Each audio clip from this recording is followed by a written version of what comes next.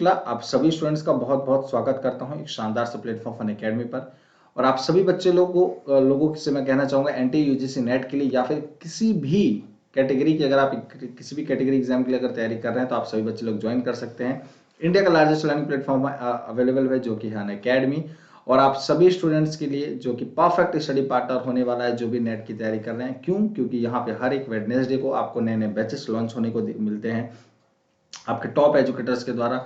और इसी के साथ ही साथ आपको रेगुलर बेसिस पे प्रैक्टिसेस करवाए जा रहे हैं। कंप्लीट पेपर 1 और आपके कंप्लीट पेपर 2 एक ही जगह पे, एक ही सब्सक्रिप्शन के साथ, एक ही प्लेस पर आपको पूरे कंप्लीटली तरीके से करवाए जा रहे हैं रेगुलर बेसिस पे आपके टॉप एजुकेटर्स के द्वारा।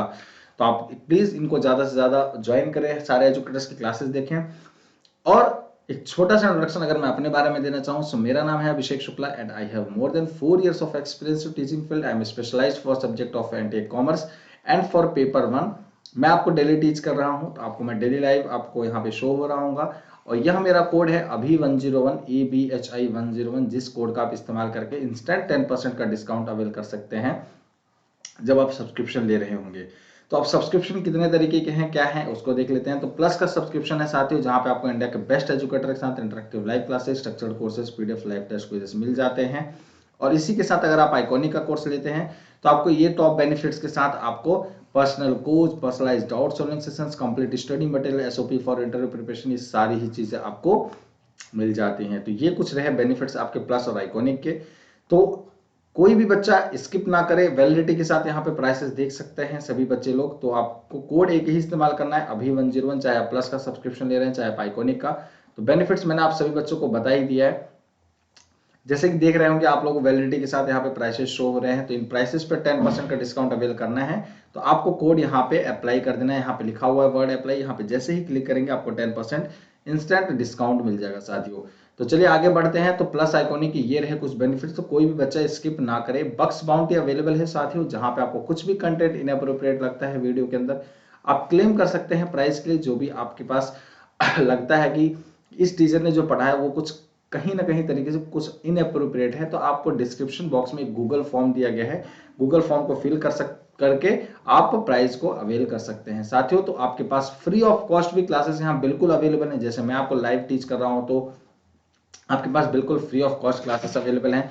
स्पेशल क्लासेस भी अवेलेबल है जहां पे आपको बिल्कुल free of cost interactive live classes दी जा रही है। हर लर्नर्स के लिए पोल, आप पोल्स के थ्रू आंसर्स कर सकते हैं, हैंड रेज करके क्वेश्चंस पूछ सकते हैं। इसलिए कोई क्लास साथियों आपको मिस नहीं करनी है।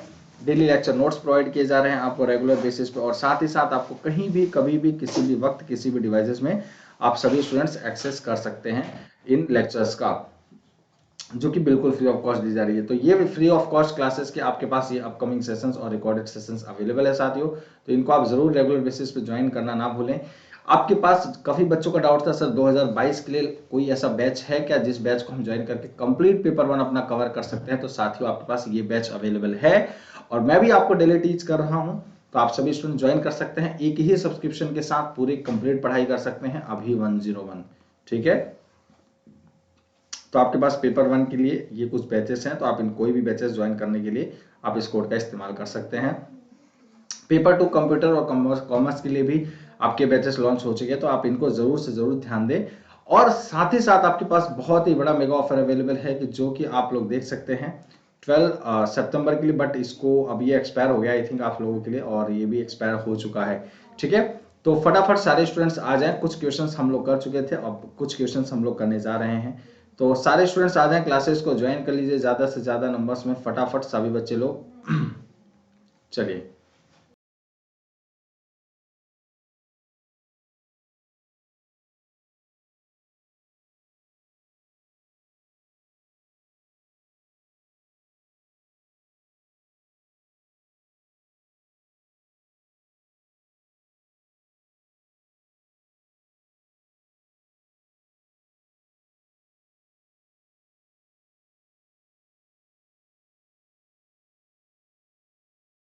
यहां से हम लोग करते हैं क्वेश्चन। तो कुछ क्वेश्चन हमारे कवर हो चुके थे, अब यहां से स्टार्ट करते हैं।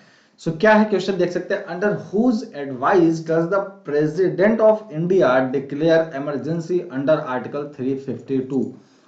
जैसे कि आपको पता है 352 से आर्टिकल 352 से स्टार्ट हो जाता है कि आप प्रेसिडेंट रूल कहीं पे लगा सकते हैं, या फिर क्या है, प्रेसिडेंट के द्वारा इमरजेंसी लगाई जा सकती है।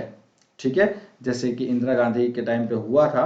तो आपको क्या लगता है किसके सलाह पे ये करते हैं? काउंसिल ऑफ मिनिस्टर्स की सलाह पे, या कैबिनेट मिनिस्टर्स के सलाह पे, या chief ministers of all state, सारे राज्यों के जो चीफ मिनिस्टर होते हैं, सीएम्स होते हैं, या फिर प्राइम मिनिस्टर, प्रधानमंत्री के उस पे?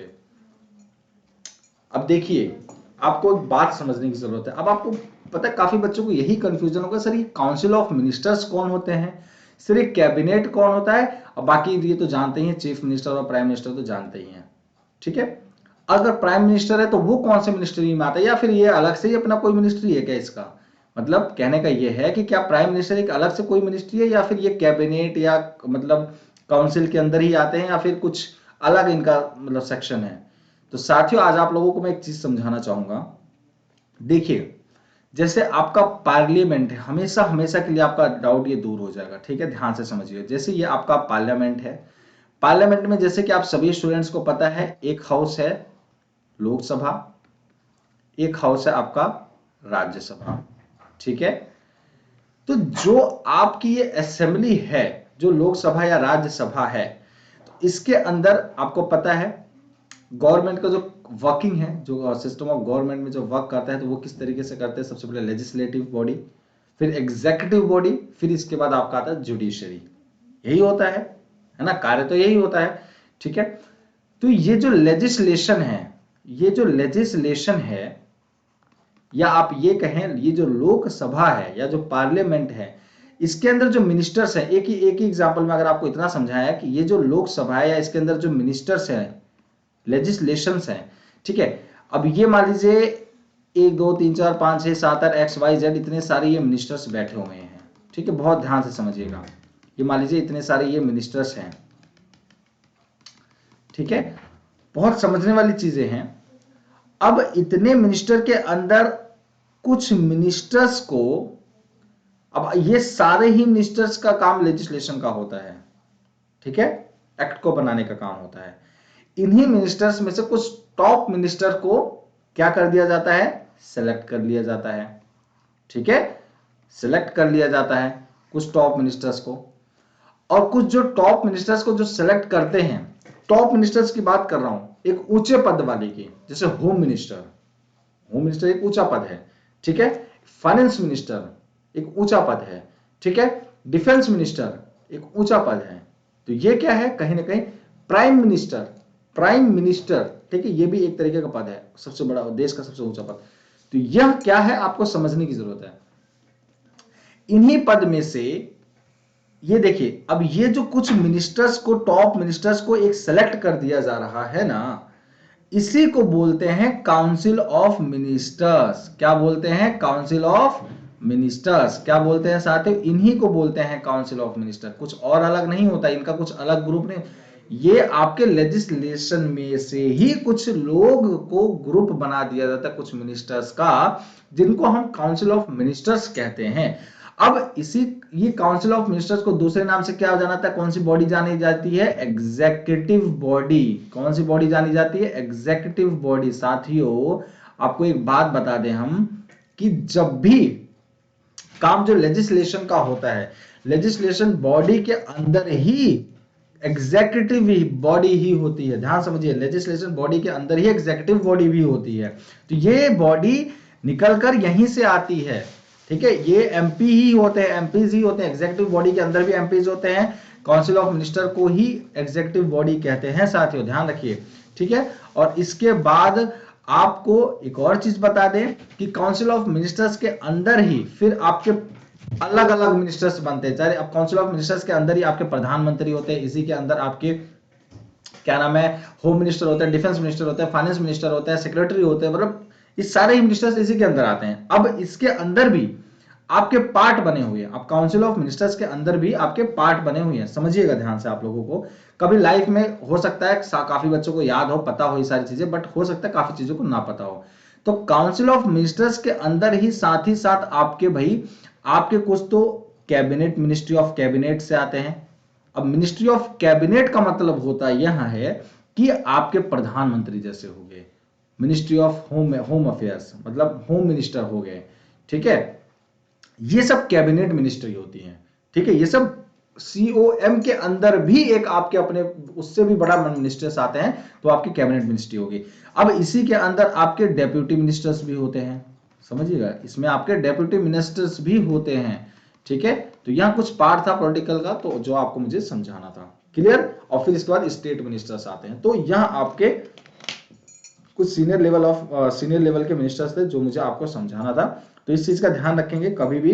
अब आप लोगों को उम्मीद करता हूं भूलेंगे नहीं, लेजिस्लेशन के ही पार्ट में से एग्जीक्यूटिव बॉडी का पार्ट बनाया जाता है, उन्हीं का काम होता है एग्जीक्यूशन का, और वही पार्ट पहले वो लेजिस्लेशन का कर चुके होते हैं। और उसी में से ही आपके कैबिनेट मिनिस्टर्स होते हैं, जिसको हम काउंसिल ऑफ मिनिस्टर्स बोलते हैं, एक ग्रुप को। और उसी काउंसिल ऑफ मिनिस्टर्स में से कैबिनेट मिनिस्टर्स निकाले जाते हैं, डेप्यूटी मिनिस्टर्स निकाले जाते हैं, कैबिनेट टॉप लेवल के मिनिस्टर्स होते हैं। हालांकि ये समझिए काउंसिल ऑफ मिनिस्टर्स के अंदर सारे ही टॉप लेवल के होते हैं, बस उन टॉप में से भी अगर और टॉप छाना जाए, मतलब निकाला जाए, तो वो आपके कैबिनेट मिनिस्टर्स होते हैं, ठीक है। तो उम्मीद करता हूं अभी मैं आप सभी बच्चों को प्रॉपर तरीके से क्लियर होऊंगा, ठीक। अब बढ़ते हैं आगे, नेक्स्ट क्वेश्चन। अच्छा, तो ये क्वेश्चन क्या था एक बार देख लेते हैं भाई। तो कैबिनेट का काम होता है, कैबिनेट मतलब क्या, अब आपके प्रधानमंत्री हो सकते हैं, प्रधानमंत्री जी अगर कह दे कि स्टेट के अंदर या फिर यहाँ पे देश के अंदर इमरजेंसी रूल लगा दिया जाए प्रेसिडेंट की तरफ से, तो according to article 3352 president rule, मतलब ये आप कह सकते हैं इमरजेंसी लगाया जा सकता है, ठीक है। लेकिन उसमें मिनिस्ट्री ऑफ कैबिनेट बोलेगी तब, उसके सलाहकार से, ठीक है, या फिर आप यह समझे उसके सलाह से, क्लियर। तो वह सलाह कौन दे सकता है, आपके प्रधानमंत्री दे सकते हैं, होम अफेयर्स के दे सकते हैं, ठीक है। तो ये चीज है। अब which subject was transferred from state list to concurrent list by the 42nd amendment of the constitution, संविधान के 42वें संशोधन द्वारा किस विषय को राज्य सूची से समवर्ती सूची में स्थानांतरित किया गया। समझिएगा, जैसे कि आप लोगों की जो लिस्ट बनी हुई है, आपके देश की जो लिस्ट बनी हुई है, पहली बात तो आप जैसे देखेंगे एक यूनियन लिस्ट बनी है, फिर आपको देखने को मिलता है एक स्टेट लिस्ट बनी हुई है, फिर आपको देखने को मिलता है एक कंकरेंट लिस्ट बनी हुई है, जो यहां पे आप लोगों को लिखा हुआ शो होगा, फिर एक आपको देखने को मिलता है रेजिडुअरी लिस्ट बनी हुई है, जो कि अभी 0 है, ठीक। अब इसी चीज में आपको एक चीज देखना क्या है, यूनियन का मतलब क्या कि वो सारे लिस्ट, इस लिस्ट के अंदर जितने भी एक्ट, जितने भी मतलब कार्य होंगे, उन कार्यों पर जो एक्ट बनाया जाएगा, जो एक्ट बनाया जाएगा वो सिर्फ और सिर्फ यूनियन गवर्नमेंट बना सकती है या फिर सेंट्रल गवर्नमेंट बना सकती है। स्टेट लिस्ट के अंदर का मतलब क्या होता है, जितने भी उस लिस्ट के अंदर जो भी कार्य दिए गए होंगे उस उन कार्यों पर, जैसे पुलिसिंग का काम हो गया, ठीक है, एजुकेशन का काम हो गया, ठीक है, आपके क्या नाम है जो यूनिवर्सिटीज के कुछ काम हो गए, ठीक है, जो कि कॉलेजेस के कुछ काम हो गए, तो ये सब क्या है, कुछ ऐसे जो मतलब एग्रीकल्चरल के काम हो गए, तो इन सब पे काम क्या है, स्टेट का काम क्या है, ठीक है, मतलब स्टेट पे है। तो यह क्या है, कहीं ना कहीं ये एक ऐसी लिस्ट है जहां पे स्टेट बनाती है एक्ट, ठीक है। और इसी तरीके से जहां पे कंकरेंट ऐसी लिस्ट होती है जहां पे स्टेट भी पार्टिसिपेट करती है और साथ ही साथ आपका यूनियन गवर्नमेंट भी पार्टिसिपेट करती है। मतलब क्या, सेंट्रल और स्टेट दोनों ही गवर्नमेंट मिलकर जब कोई एक्ट बनाती है तो वो लिस्ट कंकरेंट लिस्ट के अंदर लिखी गई है। और इसी तरीके से रेजिडुअरी में भी अगर माने बात तो यूनियन का ज्यादा रोल होता है, और यूनियन अगर चाह ले तो स्टेट का भी पार्ट ले सकती है, जो एक्ट अगर बनाना चाहे तो उस पर भी ले सकती है, ठीक है। तो ये चीजें हैं। अब बात करते हैं, तो इसका आंसर क्या होगा साथियों, आपका बी, एजुकेशन। तो which subject was transferred from state list to concurrent list by the 42nd amendment, तो 42वें संशोधन जब किया गया था, तो जैसे मैंने अभी बताया एजुकेशन जो पार्ट है वो स्टेट का था, है ना। तो इसी तरीके से आपका यह अमेंडमेंट के द्वारा एजुकेशन के ऊपर भी अब यूनियन भी बनाएगी, है ना। अब यूनियन का भी अपना पार्टिसिपेशन होगा। मैंने ये नहीं कहा कि उस पे उसका पूरी तरीके से वो हो जाएगा, मतलब अब वही बनाएगी, मैंने ये नहीं कहा। मैंने ये कहा कि उसको स्टेट लिस्ट से कंकरेंट लिस्ट में डाल दिया गया, ना कि स्टेट लिस्ट में से यूनियन लिस्ट में डाल दिया गया, ठीक है, देयर इज अ डिफरेंस। अगर यूनियन में डाल दिया गया तो इसका मतलब यह है कि सिर्फ वो अब सेंट्रल गवर्नमेंट बनाएगी, लेकिन अगर वही चीज स्टेट लिस्ट से कंकरेंट में डाल दिया गया तो कहीं ना कहीं अब इसका मतलब यह है कि यूनियन और स्टेट दोनों ही मिलकर बनाएंगे, जहां पे अभी सिर्फ और सिर्फ स्टेट लिस्ट, स्टेट के द्वारा उसके ऊपर एक्ट बनाया जाता था एजुकेशन के ऊपर। उम्मीद करता हूं आप सभी स्टूडेंट्स को मैं क्लियर होऊंगा। ठीक जी, बिल्कुल पूरा फर्स्ट पेपर करवाएंगे। ठीक है, तो कोई भी बच्चा अगर सब्सक्रिप्शन लेना चाहे अभी 101 जरूर कोड अप्लाई करें। तो यहां आपका बिल्कुल सही आंसर हो जाएगा, दैट इज बी, एजुकेशन के ऊपर। क्लियर है सभी को? चलिए आगे बढ़ते हैं। तो उम्मीद करता हूं सभी को मैं क्लियर होऊंगा।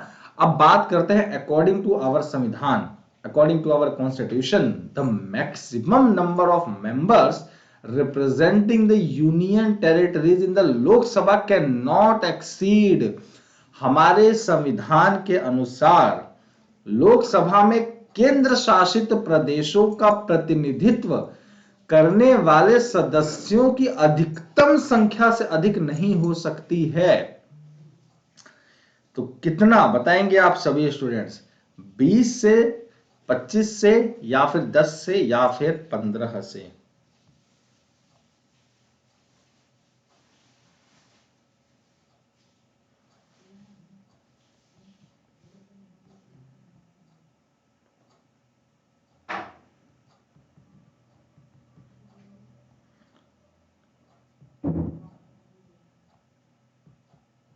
चलिए ठीक है, तो जल्दी से बताएंगे क्या होगा आंसर।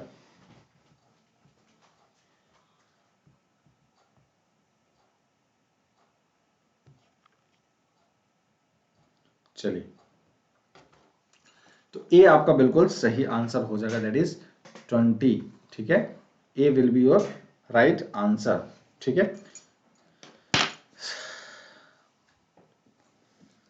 जी, पूरा फर्स्ट पेपर करवाएंगे, क्यों नहीं करवाएंगे। पूरा का मतलब यह है कि हम पूरी टीम मिलकर करवाएगी। मैं अकेले पूरा फर्स्ट पेपर नहीं करवा सकता, क्योंकि मेरे साथ और भी एजुकेटर्स हैं, तो जो कि कहीं ना कहीं आपको और सब्जेक्ट्स करवा रहे होंगे, मतलब और यूनिट करवा रहे होंगे। सब्जेक्ट कहने का मतलब ये है कि यूनिट्स, जैसे मैं मान लीजिए हायर एजुकेशन करवा रहा हूँ, या टीचिंग एप्टीट्यूड करवा रहा हूँ, या फिर कम्युनिकेशन करवा रहा हूँ, या आईसीटी करवा रहा हूँ, तो मैं ये मान लो 4 यूनिट दे रहा हूँ, तो बाकी के 2 यूनिट या 1 यूनिट, 4 यूनिट, 3 यूनिट और अदर एजुकेटर्स लेंगे, तो आप वहां से मतलब कंप्लीट आपको यहाँ टीम मिलकर आपको पूरा करवा देगी, सारे एजुकेटर्स मिलकर करवा देंगे। अकेले अगर कहेंगे मुझसे करवाने के लिए तो थोड़ा सा समय की पाबंदी की वजह से ये करवाना मुश्किल होगा, है ना। तो क्योंकि ये 2 सब्जेक्ट्स ऑलरेडी मैं, मतलब कि अगर यूनिट्स वाइज माने तो 4 यूनिट मैं ऑलरेडी ले रहा हूँ, और साथ ही साथ एक कॉमर्स का यूनिट भी ले रहा हूँ, तो कहीं ना कहीं उस चीज को दिक्कत ना हो, इसलिए मैं कहना चाह रहा हूँ। ठीक है, चलिए, the central GST bill, the integrated GST bill, central GST bill or integrated GST bill or the union territory GST bill, and a bill to compensate states for revenue losses arising from the transition to GST were introduced in March 2017 as money bill, ordinary bill, finance bill या constitutional amendment। बहुत easy question था ये। हालांकि केंद्रीय GST bill, एकीकृत GST bill, और जैसे कि आपको पता है, एक चीज और बता दूं मैं यहाँ पे, ठीक है, बैच बता दीजिए सर, तो आप समझ लीजिए बैच को अगर बताया तो आपको अभी ये बैच जो लॉन्च हुआ था आई थिंक 13 दिसंबर से आप इनकी क्लासेस ज्वाइन कर सकते हैं। मेरी आप लोगों की चली ही रही है, और साथ ही साथ आपको मैं तो ये कहूंगा, देखिए आपने अगर सब्सक्रिप्शन ले लिया है तो ठीक है, नहीं लिया है तो आप सब्सक्रिप्शन जल्द से जल्द ले लें, ताकि आपके 2022 का जो बैच के द्वारा करवाया जा रहा है वो बैच मिस ना हो आपसे। तो अभी 101 इस कोड का इस्तेमाल जरूर करें, अभी 101। ठीक है, अभी 101। क्लियर? अभी यहाँ पे क्लियर नहीं लिखा है, अब और थोड़ा क्लियर करके लिख देते हैं आप लोगों के लिए, कहीं ऐसा हो अभी 10 अप्लाई कर दिया आपने, है ना। तो अभी 101 इस कोड का इस्तेमाल करेंगे। ठीक है, आपको बैच का पूरा एक्सेस मिल जाएगा। ठीक है, तो ये आपका बिल्कुल सही आंसर हो जाएगा, दैट इज मनी बिल। ठीक है, धन विधेयक के द्वारा पेश किया गया था। ठीक है, जैसे कि आपको पता है जीएसटी जो है एक तरीके का इनडायरेक्ट टैक्स है। ठीक है, एक तरीके का इनडायरेक्ट टैक्स है, जिसमें कि आपको इसके अंदर आईजीएसटी, सीजीएसटी, एसजीएसटी देखने को मिलता है। सीजीएसटी जानते हैं, central goods and services tax, मतलब क्या, जो यूनियन के द्वारा लगाया जाता है, जो सेंट्रल गवर्नमेंट टैक्स लगाती है, जिन उत्पादों के ऊपर, जिन प्रोडक्ट्स के ऊपर यूनियन गवर्नमेंट टैक्स लगाएगी, चार्ज करेगी, उसको हम सीजीएसटी कहेंगे। जिसके ऊपर एसजीएसटी लगा है, मतलब क्या, वह जो गुड है वह राज्यों के उस गुड के ऊपर या उस उत्पाद के ऊपर राज्यों के द्वारा टैक्स लगाया जा रहा है, तो वह टैक्स जीएसटी, टैक्स मतलब कह रहा हूं, समझो जीएसटी कह रहा हूं, ठीक है। तो वह टैक्स आपका एसजीएसटी कहलाता है, इंटीग्रेटेड आईजीएसटी जिसको बोलते हैं, जिसमें आपका राज्य और सेंट्रल, मतलब क्या, सेंट्रल एंड स्टेट दोनों ही मिलकर जिस चीज पर टैक्स लगाती है, जिस उत्पाद पर टैक्स लगाती है, वह आपका इंटीग्रेटेड जीएसटी कहलाता है। क्लियर? चलिए नेक्स्ट क्वेश्चन की तरफ बढ़ते हैं। संसद सदस्य होने के लिए न्यूनतम आयु क्या होनी चाहिए भाई? बहुत इजी क्वेश्चन है। What is the minimum as for being a member of a parliament? 21 years, 25 years, या फिर 35 ईयर्स? संसद सदस्य होने के लिए न्यूनतम, कम से कम आयु कितनी होनी चाहिए? एक बार जल्दी से बताएंगे क्या होगा आंसर। कम से कम कितनी आयु होनी चाहिए? What is the minimum as for being a member of a parliament?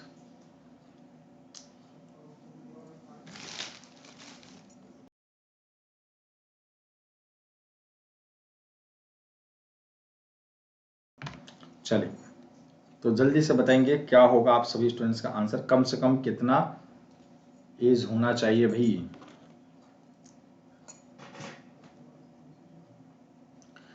21 साल या 25 साल या 35 साल? ठीक है, तो कम से कम कितनी एज होनी चाहिए? देखो जबकि क्या होते हैं ना, मैं आपको बताता हूं, बहुत इजी क्वेश्चन होते हैं, कुछ कुछ ऐसे क्वेश्चन होते हैं जो कि बहुत इजी क्वेश्चन होते हैं, बहुत इजी क्वेश्चन होते हैं। ठीक है,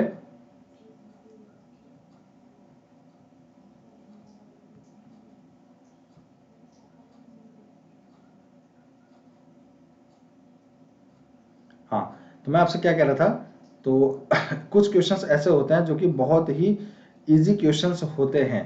तो वह जो इजी क्वेश्चन होते हैं उनमें बच्चे सबसे ज्यादा कर, अरे यार ये तो यार पढ़ा था, तो शायद यार इसका आंसर ये होगा क्या, मतलब ऐसा आपको लगेगा शायद आंसर ये होगा क्या। तो बड़े कंफ्यूज हो जाते हैं उसमें कि यार 21 नहीं, इजी तो है लेकिन बहुत मतलब कंफ्यूजिंग हो जाते हैं। तो बड़ा इजी क्वेश्चन ही कंफ्यूज करता है, हार्ड क्वेश्चन तो परेशान करते हैं।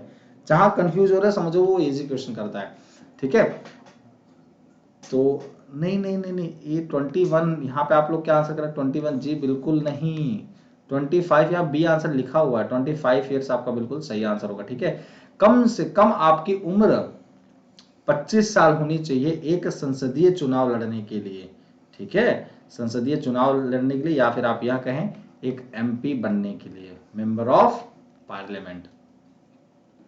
क्लियर है? ठीक है, तो कम से कम 25 ईयर्स ओल्ड आप होने चाहिए। ठीक है, कहीं गलती से मत कह देना मैं भैया 21 साल का हो गया अब मैं प्रधानमंत्री बनने जा रहा हूँ। ठीक है, तो कम से कम 25 साल की उम्र आपको चाहिए। चलिए, the prime minister is the, प्रधानमंत्री क्या है? एक स्टेट का हेड है, या हेड ऑफ द गवर्नमेंट, या head of the state and the head of the government, या नन ऑफ द अबव? अच्छा, हेड ऑफ द स्टेट और हेड ऑफ द गवर्नमेंट, ये कहीं ना कहीं कुछ अंतर लगता है इसमें। तो आपको लग रहा होगा अगर हेड ऑफ द स्टेट है तो हेड ऑफ द गवर्नमेंट कौन होता है, अगर हेड ऑफ द गवर्नमेंट है तो हेड ऑफ द स्टेट कौन होता है ना? और head of the state head of the government तो हो नहीं सकता, क्योंकि एक पोस्ट दो जगह कैसे पॉसिबल है ना? तो कुछ ना कुछ तो, क्योंकि वैसे भी हमारे देश के अंदर पार्लियामेंट्री रूल चलता है ना? तो उसके आधार पे आंसर्स करने हैं आपको। बहुत इजी क्वेश्चन है। देखिए, हमारे देश के अंदर, पहले आंसर बताएं फिर बताते हैं आप लोगों को। कभी भी ध्यान रखिए जब स्टेट की बात हो रही है, आपको वह मन में तुरंत आ जाना चाहिए कि एक राष्ट्र की बात हो रही है, और हमारा राष्ट्र क्या है? भारत, इंडिया।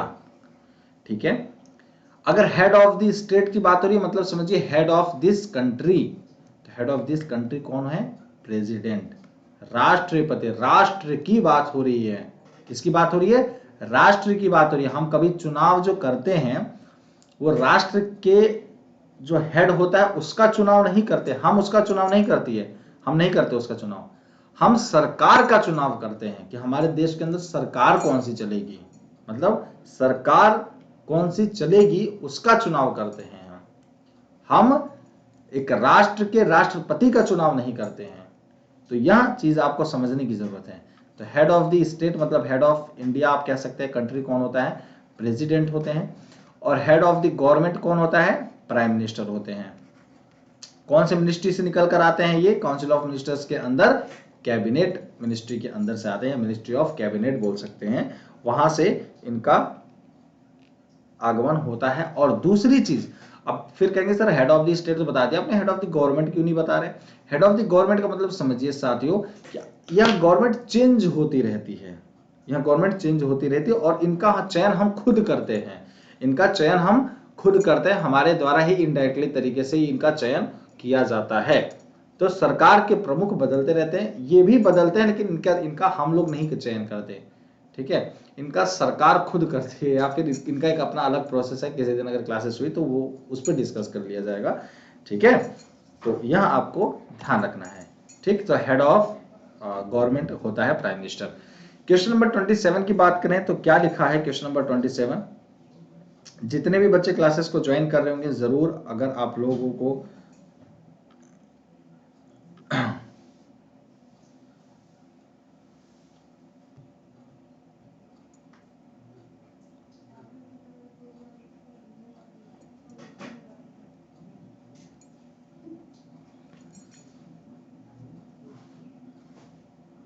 चलिए, जितने भी बच्चे क्लासेस को ज्वाइन किए हुए हैं उन किए होंगे, वो सभी स्टूडेंट्स क्लासेस को लाइक शेयर जरूर कर देंगे, जितने भी बच्चे हैं।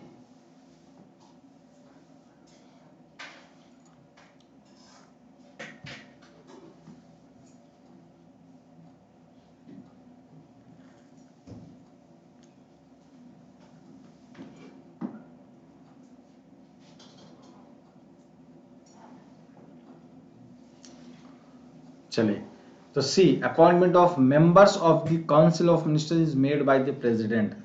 मंत्रिपरिषद के सदस्यों की नियुक्ति राष्ट्रपति द्वारा की जाती है। See, on the advice of the prime ministers.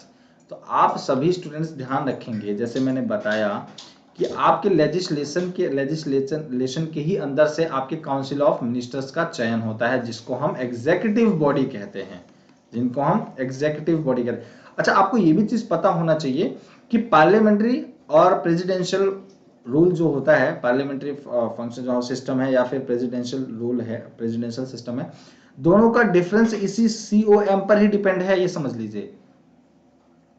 जिस भी देश के अंदर, ध्यान से समझिए, जिस भी देश के अंदर पार्लियामेंट्री रूल है या पार्लियामेंट्री सिस्टम है, तो यह समझिए उस देश की जो बॉडी वर्क कर रही होगी, वो लेजिस्लेशन और एग्जीक्यूटिव अलग अलग बॉडी होंगी, वह अलग अलग बॉडी होंगी, समझ रहे हैं? वह अलग अलग बॉडी का मतलब समझ रहे हैं? इस लेजिस्लेशन के अंदर ही आपका एग्जीक्यूटिव है, ये चीज कर, अलग अलग का मतलब ये नहीं कि लेजिस्लेशन एक अलग बॉडी है, एग्जीक्यूटिव एक अलग बॉडी है, ये नहीं कह रहा हूं मैं ये कह रहा हूं कि ये मान लीजिए बॉडी है पूरी, उसके अंदर पूरा लोकसभा के अंदर इतने लोग बैठे हुए हैं, इसी लोकसभा के अंदर ही काउंसिल ऑफ मिनिस्टर्स, कुछ मिनिस्टर्स चुन के एग्जीक्यूटिव बॉडी बना दी जाती है। मतलब कि इस पार्लियामेंट के अंदर ही एग्जीक्यूटिव बॉडी है, इसी पार्लियामेंट के अंदर ही आपकी लेजिस्लेशन बॉडी है। ऐसे सिस्टम को ही आपको पार्लियामेंट्री सिस्टम कहते हैं। बट प्रेसिडेंट में ऐसा नहीं होता, प्रेसिडेंट में लेजिस्लेशन एक अलग, पूरी तरीके से अलग बॉडी होती है, एग्जीक्यूटिव का जो काम होता है वो पूरी तरीके से अलग होता है, वो पूरा तरीके से एकदम एक अलग वर्क करती है, और पूरी बॉडी ही एक अलग होती है, लेजिस्लेशन अलग और एग्जीक्यूटिव अलग, वो प्रेसिडेंशियल सिस्टम ऑफ गवर्नमेंट में होता है, ठीक है। तो इस चीज का ध्यान रखिएगा, क्लियर है? और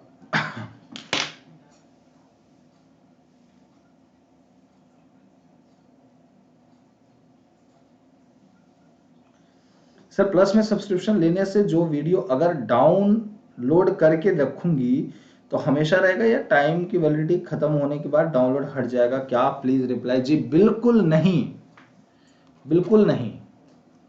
आपका कोई भी वीडियो जो आपने अगर डाउनलोड कर लिया है तो बिल्कुल नहीं हटेगा, आप बिल्कुल उसको हमेशा के लिए देख सकते हैं, ठीक है?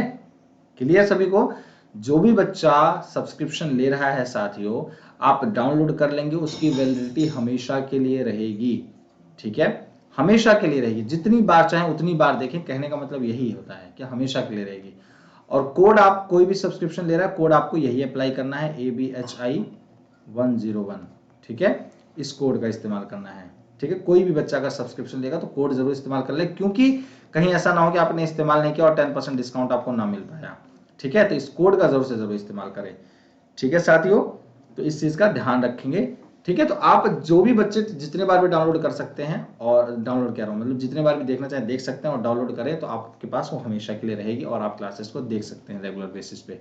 ठीक, तो इस कोड का जरूर से जरूर इस्तेमाल करें, अभी 101।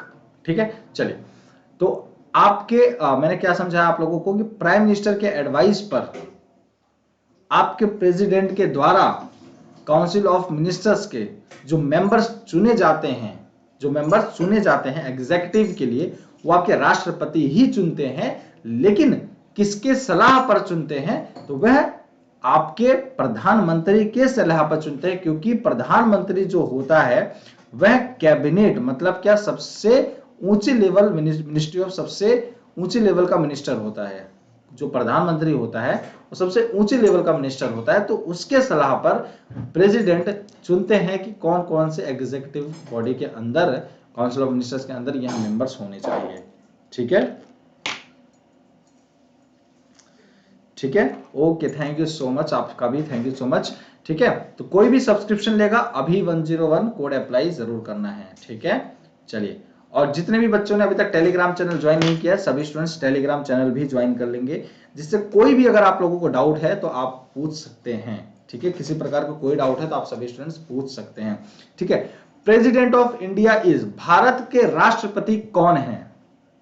Head of the government, head of the state, head of the parliament, head of the judiciary. ठीक है, चलिए जल्दी से बताएंगे। आपके भारत के राष्ट्रपति जो होते हैं वह सरकार, अभी मैंने जस्ट समझाया बताया, तो अब मुझे नहीं लगता है कि आप लोग कहीं भी इसका आंसर में गलती करेंगे। ठीक है, तो एक बार जल्दी से बताएंगे क्या सही आंसर होगा। President of India is the head of the government, head of the state, head of the parliament, या फिर हेड ऑफ द जुडिशरी। चलिए,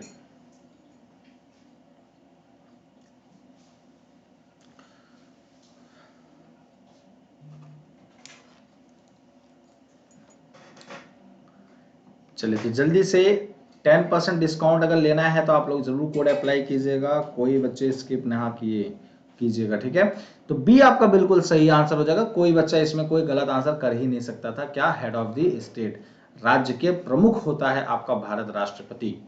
ठीक है, भारत का राष्ट्रपति आपके राज्य का प्रमुख होता है। अच्छा, वाइस राष्ट्रपति क्या होता है, मतलब वाइस प्रेसिडेंट क्या होता है? वीपी जो होता है वाइस प्रेसिडेंट, वो क्या होते हैं?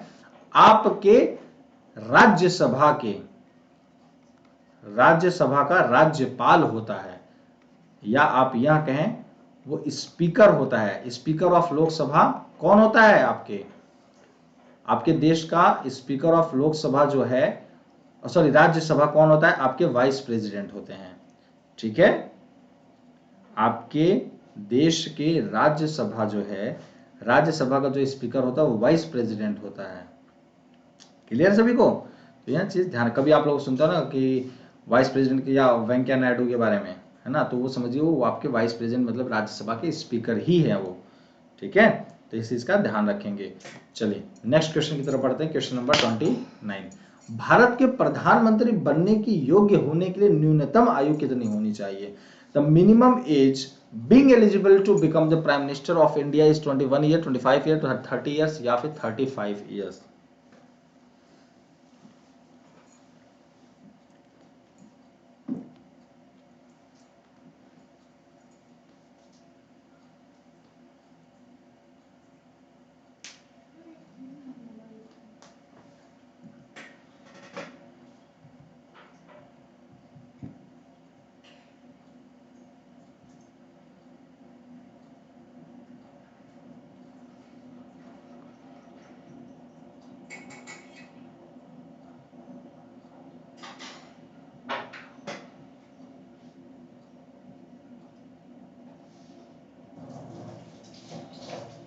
चलिए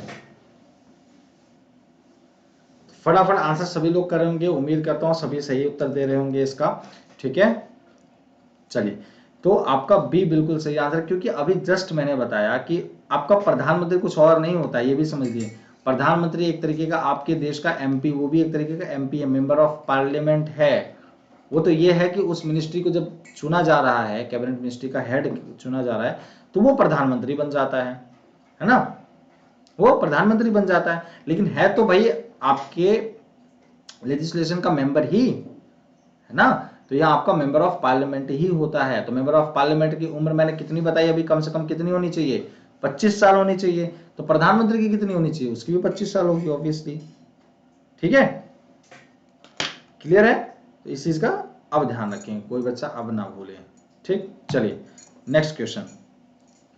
निम्नलिखित में से कौन नीति आयोग के पदेन अध्यक्ष हैं? Who among the following is the ex officio chairman of the NITI Aayog, जो कि आपका प्लानिंग कमीशन को हटाकर, या आप ये कहें उसके जगह पर नीति आयोग का स्थापना की गई, है ना। तो बताएंगे एक्स ऑफिशियो चेयरमैन कौन होता है? प्रेसिडेंट होता है, वाइस प्रेसिडेंट होता है, स्पीकर होता है, या प्राइम मिनिस्टर होता है। निम्नलिखित में से कौन नीति आयोग के पदेन अध्यक्ष है, एक्स ऑफिशियो चेयरमैन?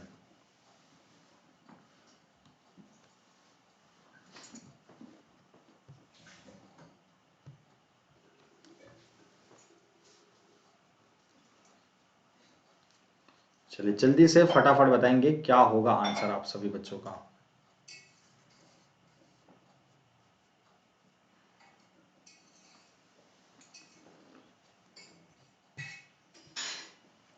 चलिए डी आपका बिल्कुल सही आंसर। क्या? प्राइम मिनिस्टर, प्रधानमंत्री। ठीक है, डी आपका बिल्कुल सही उत्तर हो जाएगा। कौन होता है भाई? आपके देश के प्रधानमंत्री जी होते हैं, प्राइम मिनिस्टर जी होते हैं। क्लियर है।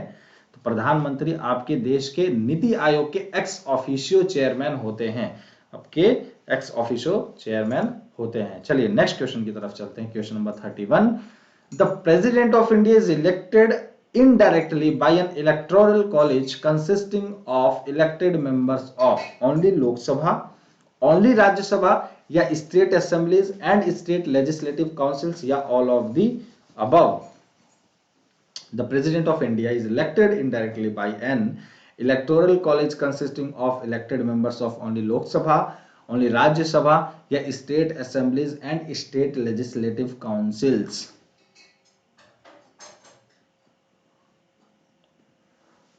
तो फटाफट बताएंगे। द प्रेसिडेंट ऑफ इंडिया, अच्छा आप लोगों को हिंदी नहीं दिख रहा है, कोई बात नहीं, हो सकता है इतने सारे सवालों के बीच एक ही बार हिंदी नहीं आया हो, तो कोई परेशानी वाली बात नहीं है साथियों।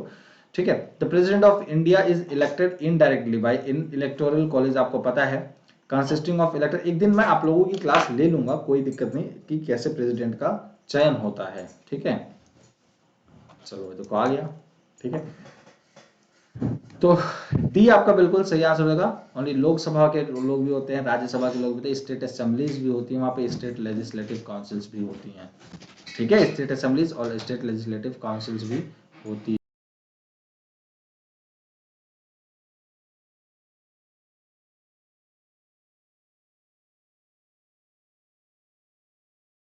ठीक है, तो यहाँ आपका बिल्कुल सही आंसर हो जाएगा। ठीक, कोई दिक्कत तो नहीं है, तो डी आपका बिल्कुल सही उत्तर होगा।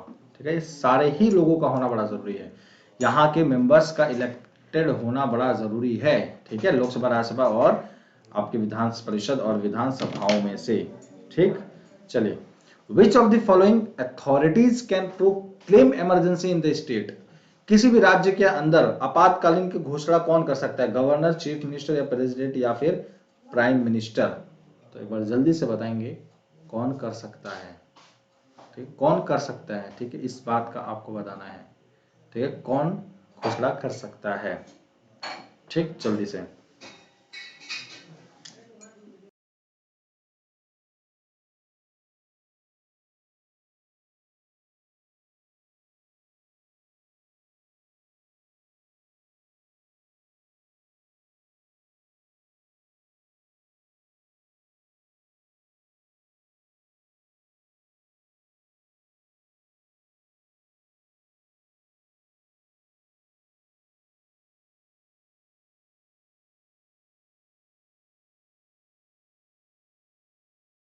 तो आपका आंसर क्या हो जाएगा साथियों? सी आपका बिल्कुल सही आंसर हो जाएगा, प्रेसिडेंट के द्वारा। अभी देखो आप लोग, जैसे कि करंट में आप लोगों ने न्यूज सुना होगा, जो पंजाब के अंदर केस हुआ, ठीक है, जो पंजाब के अंदर केस हुआ, तो वहां पे क्या, वहां तो प्रेसिडेंट रूल की बात की जा रही है, हालांकि प्रेसिडेंट रूल की बात की जा रही है, वहां इमरजेंसी की बात नहीं है, प्रेसिडेंट रूल की बात की जा रही है कि प्रेसिडेंट अब सुरक्षा देखेगा वहां की, मतलब प्रेसिडेंट सुरक्षा देखने मतलब यही समझे कि अब सेंट्रल गवर्नमेंट वहां सुरक्षा देखेगी, है ना।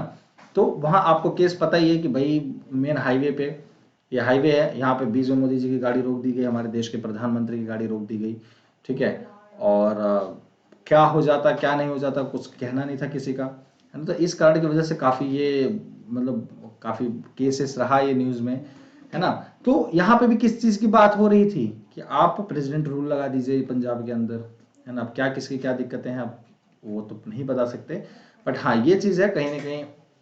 फिर प्रधानमंत्री जी का जो जवाब आया कि बहुत धन्यवाद करता हूं कि मैं जिंदा वापस चला आया, मैं जिंदा वापस चला आया, ये जो वर्ड है ना कि मैं जिंदा वापस चला आया, वो कहीं ना कहीं पिन कर गया पूरे देश के लोगों में। और वही वर्ड के वजह से इतनी आज इश्यूज उठ रहे हैं, सच बताएं तो उसी वर्ड के वजह से कि मैं जिंदा वापस चला आया। तो यह कहीं ना कहीं वर्ड को काफी एक क्या होता है कि शब्द के ही आधार पे आपकी सोच निर्धारित की जाती है और उसी के आधार पे आगे के कार्य हो जाते हैं। तो अब आगे के कार्य देख रहे हैं आप लोग, कितनी मीडिया इस पर लगी हुई है कि अरे गाड़ी रोक दी गई, ये हो गया वो हो गया। अरे ठीक है, अब हो गया उस चीज में जिंदा वापस ला, वो वर्ड बोलना ठीक है, चलो ठीक है, हाँ मतलब कहीं ना कहीं अब वो गलती नहीं होनी चाहिए ऐसे बोल सकते हैं, मतलब या ये भी बोल सकते थे कि चलो ठीक है हमारे देश के प्रधान, मतलब ये तो पॉलिटिकल मुद्दा है, चलो क्या ही कहा जाए। चलिए नेक्स्ट क्वेश्चन की तरफ चलते हैं। Question number 33, the oath of office to the president is administered by the chief justice of India, speaker, prime minister या फिर वाइस प्रेसिडेंट। सो क्या होगा इसका आंसर, बस जल्दी सभी करेंगे answer. The oath of office to the president is administered by the chief justice of India, CJI, या स्पीकर या फिर प्राइम मिनिस्टर या फिर वाइस प्रेसिडेंट। चलिए फटाफट।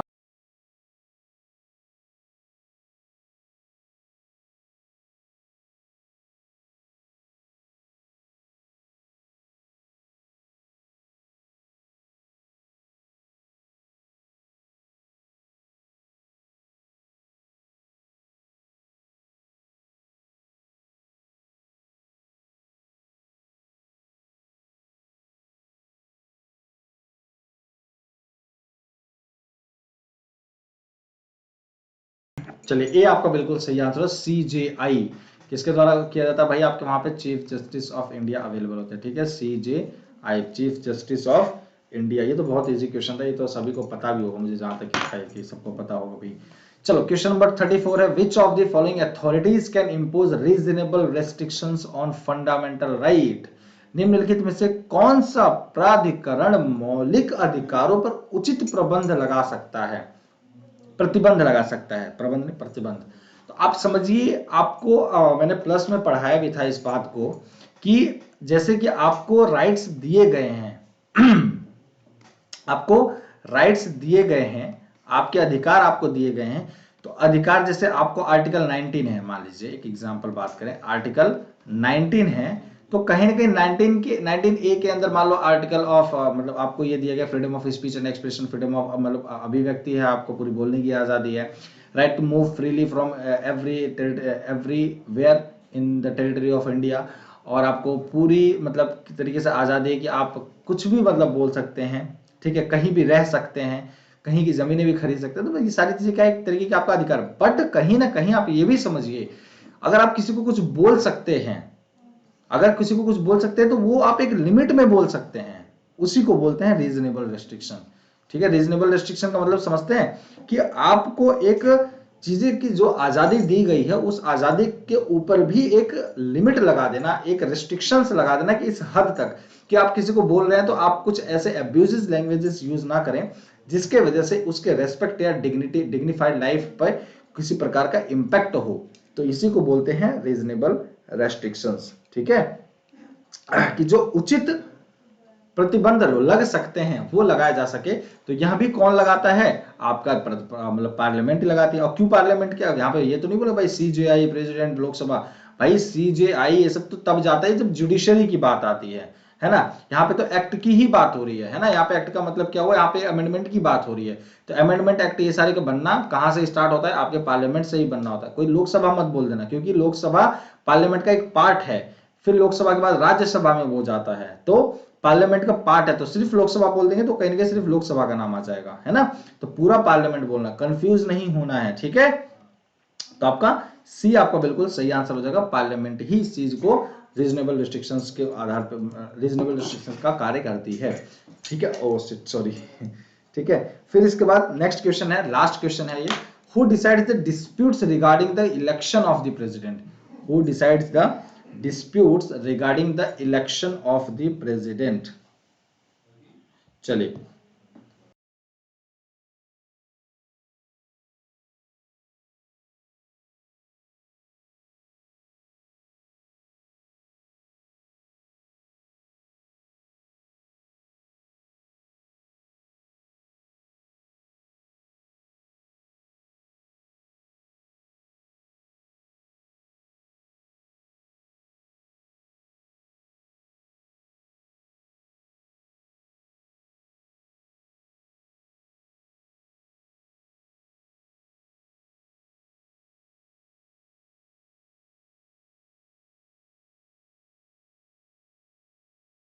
चलो तो जल्दी से फटाफट आंसर करेंगे, क्या होगा आप सभी बच्चों का answer, speaker, supreme court, election commission या पार्लियामेंट। तो आपका आंसर क्या होगा, बी आपका बिल्कुल सही आंसर, आपका सुप्रीम कोर्ट। किसी भी प्रकार का डिस्प्यूट, डिस्प्यूट तो सुप्रीम कोर्ट का काम ही क्या है, न्याय देना, ठीक है, जस्टिस प्रोवाइड करना, ठीक है। जुडिशरी का काम क्या है, जस्टिस देना। तो यह जस्टिस देने के ही लिए आपका सुप्रीम कोर्ट है। तो भाई अगर डिस्प्यूट है और वो भी प्रेसिडेंट के बीच के, इलेक्शन के बीच के, तो भाई सुप्रीम कोर्ट ही आके उसको देखेगी। तो आज के लिए करते हैं सवाल इतना ही, बाकी के सवाल ऐसे ही तरीके से अंडरस्टैंडिंग के साथ, पूरे कंसेप्ट के साथ कंप्लीटली तरीके से हम कर रहे होंगे। तो उम्मीद करता हूं आपको सवाल और जो सारी चीजें जो हैं वो पसंद आई होंगी। तो किसी प्रकार का कोई क्वेश्चन है आपके बीच में तो पूछ सकते हैं, बाकी आप सभी स्टूडेंट्स का ये क्लास हो गई है फिनिश। तो अभी 101 कोड का इस्तेमाल जरूर करें, जिससे आपको 10% का डिस्काउंट मिल सके साथियों। तो दिल से आप सभी बच्चों का बहुत बहुत धन्यवाद, और आप सभी स्टूडेंट्स इस वैलिडिटी के साथ आपके पास जो भी यहाँ पे दिए गए हैं इस कोड का इस्तेमाल जरूर करें, अभी 101, जैसे कि आपका अपना प्यारा टीचर अभिषेक शुक्ला। और इसके लिए अभी 101 कोड जरूर इस्तेमाल करें, और बढ़िया से हंसते रहिए, मुस्कुराते रहिए, और हमेशा क्लासेस देखते रहिए, मेरी और हमारे टॉप एजुकेटर्स की क्लासेस। और बाकी बढ़िया स्वस्थ रहिए, मस्त रहिए, व्यस्त रहिए, और बढ़िया से पढ़ाई लिखाई करते रहें। और आप अपना व्यवहार, व्यक्तित्व ऐसा रखें कि आपको देखकर, आपसे लोग मिलकर अपने आप को सुरक्षित समझें। आपको, आप जिस समाज में रह रहे हैं उस समाज में महिलाएं आपको देखकर सुरक्षित रहें और सुरक्षित समझें, अपने आप को एक सुरक्षा महसूस करें। ऐसा अपना व्यक्तित्व और अपना व्यवहार बनाएं। तो उम्मीद करता हूं कि आपको क्लास पसंद आई होगी, मजा आया होगा, इंटरेस्टिंग आएगी। तो साथियों लाइक और शेयर करना नहीं भूलना है, बेल आइकन को जरूर प्रेस कर देना है और सब्सक्राइब कर देना है, और आप सभी स्टूडेंट्स को लाइक शेयर करना नहीं भूलना है। सो धन्यवाद आप सभी बच्चों का दिल से, ऐसे अपना प्यार सपोर्ट बनाए रखें। मिलते हैं एक छोटे से ब्रेक के बाद एक नेक्स्ट क्लास में। Thank you so much, take care, जय हिंद।